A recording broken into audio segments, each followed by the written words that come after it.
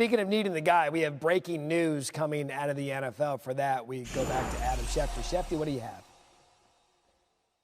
Well, just moments ago, Matt, the Jets pass rusher, Hassan Reddick, has requested a trade from the team. Now, he is yet to show up to the team after they acquired him from the Philadelphia Eagles. But now, Reddick has informed the Jets that being that they have not been able to get a contract done, he's got 1 year left on his current contract that's scheduled to pay him over $14 million.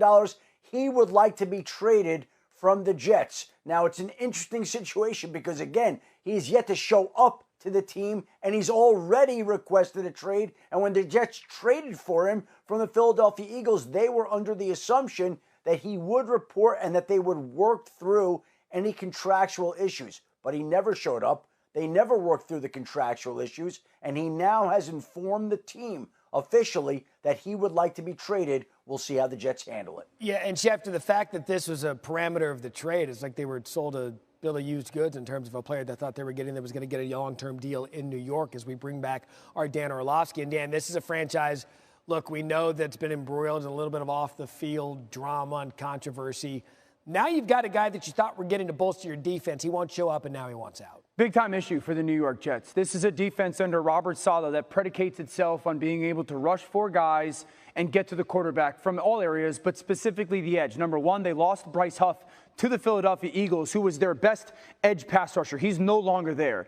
Now, if the Reddick trade happens or there's issues, you're banking on, if you're the Jets, two young edge rushers to really take step forwards in Jermaine Johnson and Will McDonald, one going into his third year and one going into his second year. Yeah. Hassan Reddick was going to be the guy. He was going to be the edge pass rusher that you were going to pair with a Quinnen Williams, who's their star defensive tackle, and this defense wasn't going to skip a beat. One of the reasons why we think that the Jets are bona fide Super Bowl contenders is because that defense is what it is.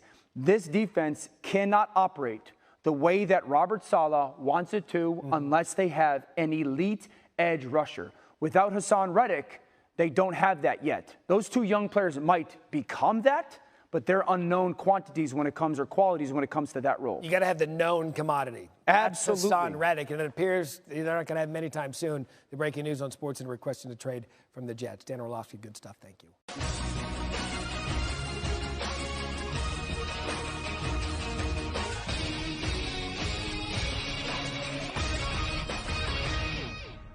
In the meantime, Tannenbaum, Graziano, Greeny ready to roll here with all your Football Friday, including the Cowboys. Here's what happened. They play their preseason opener Sunday against the Rams. They're going to do it without C.D. Lamb. He continues to hold out looking for a contract.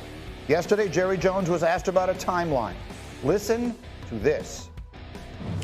Jerry, are you saying there's a sense of urgency as you begin the preseason to get CD done? No. No? Why do you say that? I'm just, I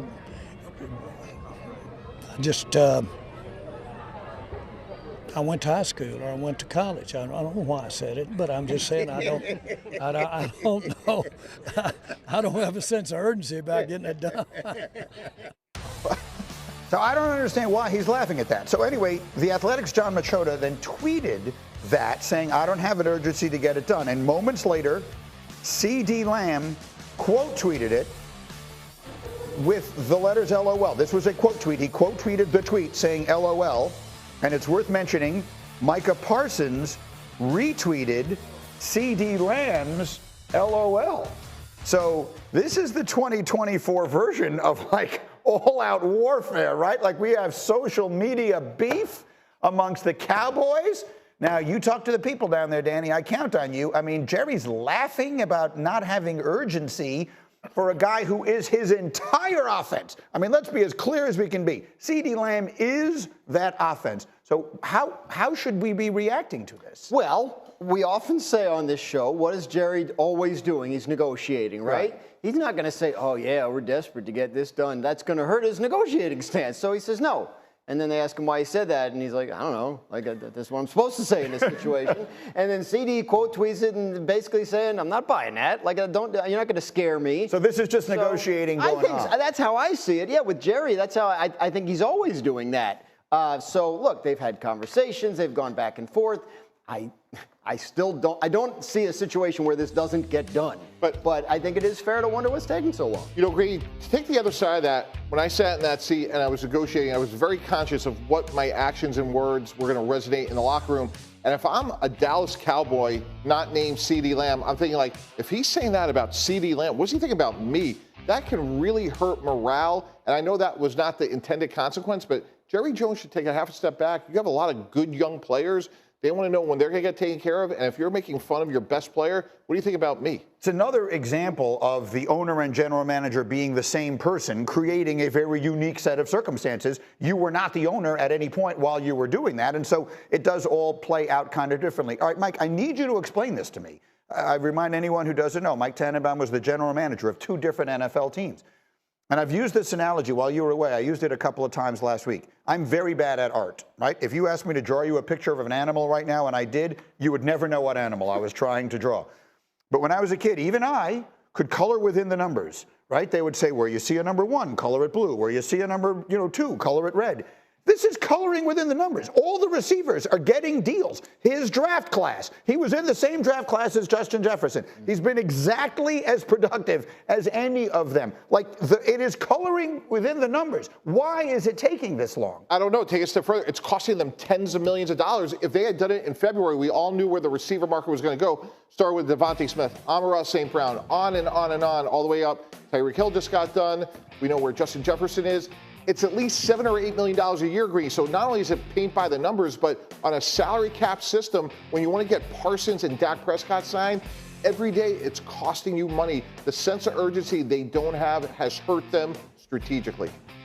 Look, and I don't want to sit here and like sound like I'm defending them, because I'm not. I think they probably should have done it last year, and they would have saved a great deal of money. But the way they operate, they're looking at it. We want to get CD signed long-term, Dak signed long-term, Parsons at some point signed long-term. What does the cap look like this many years out? We have to structure the deal a certain way. I don't think it's about how much they're going to pay him. I think everybody sort of understands where that ends up landing. I think it's about how it plays and how it's structured, the length of the deal, when he gets the money, all that kind of stuff. Same stuff we were talking about with Dak Prescott like 3-4 years ago. Right, and that's why I need to push back at you here. Yeah, and I understand what you're saying. Again, I'm not arguing their side. But for the purposes of this discussion, you're the Cowboys. All right. Okay, I get that you are not. But because you have said that about Dak, somehow every other team figures this stuff out. Yes. Somehow every other team has a quarterback they need to get a deal done with, and they figure out what the cap's going to look like someday, and they get the deal done. They have a superstar receiver that they drafted, that they developed. They did everything right. They get the deal done. Every other team manages to do it. I agree. They're a strange organization. They operate their own way. Jerry Jones likes drama. He likes the attention. He doesn't mind that this is a topic we keep talking about. At this point, with a month to go before the season, they don't feel like they've lost anything in terms of their preparation. This is how they operate. Hey, Greeny, when you're running a team, you're looking at your division, and the juxtaposition of this is the Eagles, that they go out, they extend Devontae Smith, they extend A.J. Brown early, and oh, by the way, now they have room to go get Saquon Barkley. So, like, to me, if I'm the Cowboys strategically, knowing I have these 3 great players, it's only going to get more expensive, and it's going to hurt you from improving your team. And it's worth underlining that team has been in the Super Bowl twice in the last 5 or 6 years, however long ago that the Doug Peterson one was. So it's working. It's not just that they're doing it, but that there is obvious illustration. I'm willing to live with Dak walking. I'm willing to live at the end of this year with Dak walking. I haven't won anything with him anyway, so I'm willing to live with that. I don't know that he's doing that, but let's just even live in a world where he's doing that. CeeDee Lamb and Micah Parsons are the foundation of your franchise going forward no matter what. These guys don't grow on trees. If you're not keeping CeeDee Lamb long term, then what are you doing? I mean, he's your first round pick. He has just turned in a monster season that ranks with anybody's. Like this is a guy he's caused you no trouble. Like he has been an outstanding player, an outstanding teammate, an outstanding citizen. He deserves everything that he's going to get. I still think he gets it. But I don't know why it's always so painful with them. Again, we're in the ultimate people business. When you have a productive player who's high character, you pay them immediately, and it sends the right message to the locker room. And the other part of this is, I've seen this a million times, we all have. You wait this long, what happens is he comes in. Yeah, of course he gets the deal done. He comes in, he's behind everybody else. He's trying like crazy to catch up to speed, and the hamstring goes. Ooh. It happens all the time. Happened with Darrelle Revis. That was your negotiation, right? And Revis comes in late, and the next thing you know, he's chasing Randy Moss, and the next thing you know, he's grabbing the back of his leg. And this just happens with players. But I did have a sense of urgency, and I'm not blaming you. I'm not blaming you anymore. Last night, and this is maybe the most exciting play that we had, Mike T. This is Eric Gray of the Giants. Look at the juke and the 48-yard touchdown. That's exactly right. He is fast and quick, and earned a roster spot last night. Could be their number 2 running back. Yeah, he had a couple nice moves there. Giants played an interesting game against the Lions. We had the Panthers and the Patriots in a monsoon yesterday. So we had some preseason games, and we have more coming up tonight. And the most interesting one, the most interesting preseason game by far is tonight as the Steelers play their preseason home opener with Russell Wilson, still QB1 on the depth chart. But Justin Fields getting the start against the Texans because Russ still has that calf, or is rusty with the calf, whatever the deal is. I'm looking at Graziano's face. Why are you making that face as we look forward to tonight? One man's calf injury is another man's opportunity. Like Justin Fields can show something, right? Like this isn't. It's not. We heard all offseason about pole position from Mike Tomlin. The fact of the matter is, these are two guys with a completely clean slate with this organization, this coaching staff. Justin Fields has an actual opportunity to beat out Russell Wilson and win this job, and whoever doesn't think so hasn't been paying attention. All right, so we've not had Dominique with us for much of the morning. They had problems there with the electricity and everything, but now back. So let me ask it to you this way. They open against Atlanta in a month. That's when the regular season begins. If you're a cornerback on Atlanta, you're on that defense, who are you hoping they're playing? Which one of these two guys would you rather face, Russell Wilson or Justin Fields? Yeah, I feel like I flip-flopped on this question a number of times over the offseason, but it feels more apparent right now that Justin Fields would be the problem. Like, his dynamic playmaking has such a high ceiling. And they both kind of hold on to the ball too long, and we haven't seen the great Russell Wilson in a long time. So I think if I'm a defensive player, I'd be more concerned of seeing the Justin Fields that we saw last year against Detroit. That level of Justin Fields where he could throw pinpoint accurate deep balls and also run with the ball and weaken our defense, causing the safeties to have to get in the box and complicate the coverages on the back end for the corner. So I think Justin Fields is by far the scarier quarterback, honestly, for either side. I think he's probably scarier for the Steelers and scarier for the opponents. So how does this decision ultimately get made, Mike T? Well, look, Mike Tomlin gave us the answers to the test. He said, hey, what we do in the game is more important than practice. And Greedy, you made the point 2 days ago. I think when he said that, he was actually talking to Russell Wilson and Justin Fields that authentically this competition is wide open. And this is truly, to me, a transformational moment in Justin Fields' career.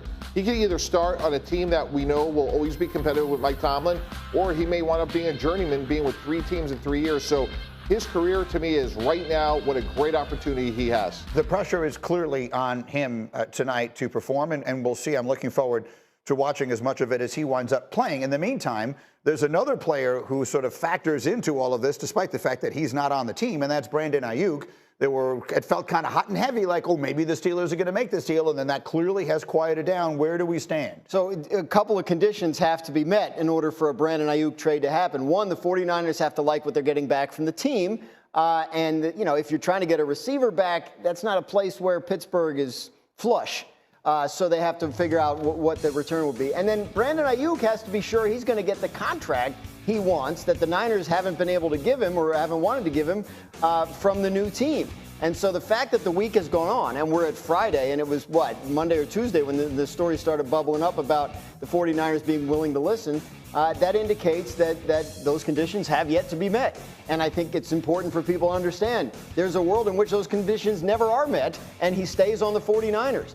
But the 49ers, it seems, want a resolution on this as quickly as possible. Here's how I see it. The reason we know he wants to go to Washington and team up with his own buddy, his old buddy, Jaden Daniels. I understand why if you're Washington, you don't do it. You're still a ways away if you're Washington. You're not Brandon Ayuk away from winning a championship this year. Why would you give up stuff when he is likely to be a free agent in this coming offseason anyway? I can pay him then and not give up anything to get him. What team makes sense? Does it make sense for the Steelers to give up compensation and all that money? Yes, absolutely, because if we're running the Steelers, guys, next March we're looking at a wide receiver in free agency or the draft. He's young, he's explosive. Greeny, 25 career touchdowns, averages 14.6 per catch. That's hard to do consistently. He's outside the numbers, he's fast, he's been productive, and it fills a need. Now you can put George Pickens where he should be, more physical inside. See what you have with Roman Wilson. Now all of a sudden with Justin Fields, and Nick touched on it, Justin Fields can be a really good playmaker at quarterback with Brandon Ayuk. This is a different looking offense than it was a year ago. That's the key, Nick, to me. A final word on this. What would the acquisition of Ayuk mean for the chances that Justin Fields can really make something of this season?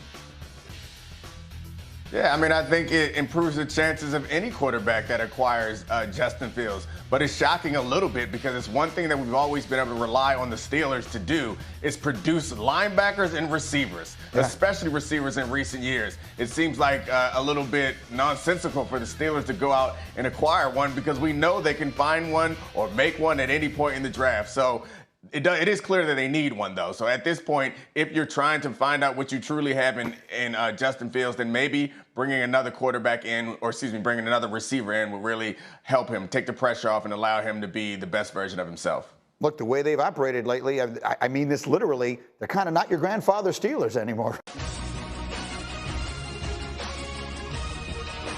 As a passionate Eagles fan, it's hard not to feel a bit of frustration when Jalen Hurts, a quarterback who has consistently proven his mettle on the field, is undervalued in rankings like Dan Orlovsky's.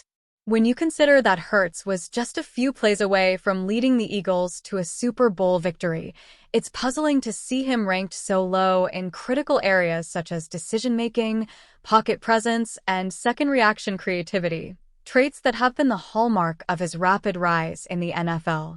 Hurts' ability to make smart decisions under pressure, his poise in the pocket, and his knack for turning broken plays into big gains are attributes that should place him much higher on these lists. Ranking him behind a rookie like Anthony Richardson, who has yet to fully establish himself in the league, feels like a disservice to what Hurts has already accomplished. Moreover, while it's understandable that players like Lamar Jackson and Josh Allen are ranked higher in rushing ability, Hurts' blend of power and speed as a runner is second to none. He's not just a scrambler. He's a strategic weapon on the ground, capable of breaking down defenses with his legs just as effectively as his arm. What's even more confounding is the lack of recognition for Hurts' mechanics and ball placement. Over the past couple of seasons, he's demonstrated significant growth in these areas, refining his throwing motion and consistently delivering accurate passes, especially in tight windows. It's clear that Hurts isn't just playing to prove the doubters wrong. He's elevating his game to lead the Eagles back to the pinnacle of the NFL. Rankings like these may continue to overlook his skills, but for those who have watched him closely, there's no doubt that Jalen Hurts is already among the elite, and he's only getting better. The fire these snubs ignite in him could very well propel the Eagles to another deep playoff run, with Hurts leading the charge every step of the way. Quinyon Mitchell's preseason debut for the Eagles has provided a glimpse of the potential this first-round pick brings to the table, and Vic Fangio's glowing assessment only heightens the excitement surrounding this young cornerback. Mitchell's ability to seamlessly transition between playing outside corner and nickel is no small feat, especially in Fangio's complex defensive schemes. His smooth hips, sharp vision, and physical readiness are traits that can make him a cornerstone of the Eagles' secondary for years to come. Fangio's praise is particularly telling. He's not a coach to lavish compliments lightly. The fact that he sees Mitchell as a player with the capability to excel in multiple roles speaks volumes about the young player's adaptability and football IQ. In today's NFL, where offenses are more dynamic than ever, having a cornerback who can handle the nuances of both outside and slot coverage is invaluable. The slot corner position, as Fangio notes, is more akin to a linebacker role, requiring a blend of agility, toughness, and awareness. Mitchell's ability to navigate this dual responsibility while still being new to the NFL is impressive, underscoring why the Eagles invested in him so highly. The challenge of cross-training between these two positions is not something every player can handle, but Mitchell appears to be built for it. His size and speed give him the tools to be effective on the outside, while his tenacity and football instincts make him a fit for the nickel role. This versatility can only bolster the Eagles' defensive options, allowing Fangio to deploy him in various matchups depending on the opposing offense's strengths. But it's not just about his physical tools. Mitchell's performance suggests a mental toughness and willingness to learn, qualities that are essential for any rookie, especially one being asked to take on so much so early in his career. Fangio's comments about not overloading Mitchell's responsibilities are wise. It's crucial to develop him steadily so that his immense potential isn't squandered under the weight of too many expectations too soon. As the Eagles continue through the preseason, all eyes will be on how Mitchell handles this dual role. If he continues to progress at this pace, the Eagles' secondary could be in for a significant upgrade. Mitchell has the makings of a long-term solution at cornerback, and in a league where elite pass defenses are becoming increasingly rare, his development could be the key to the Eagles' defensive success in the coming years. It's not just about surviving his rookie season, it's about laying the foundation for a career that could be truly special. With Fangio's guidance and Mitchell's natural talent, the sky's the limit for this young cornerback. The Eagles may have found not just a starter, but a future star in Quinyon Mitchell.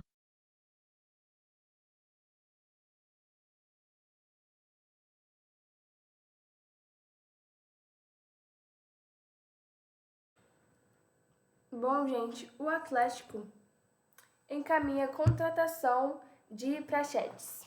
O jogador defendeu o Vasco nos últimos meses e estava fora dos planos do time carioca. Contratação preenche lacuna no elenco do Furacão. O Atlético encaminhou a contratação do meia-campista Praxedes, acho assim que fala, do Bragantino. O jogador desembarcou na capital paraense nas últimas horas para realizar exames e assinar com o Furacão até o final da temporada. O jogador de 22 anos pertence ao time de Bragança Paulista e deve chegar por empréstimo ao Furacão. Ele defendeu o Vasco nos últimos meses e estava fora dos planos do time carioca desde o início de agosto.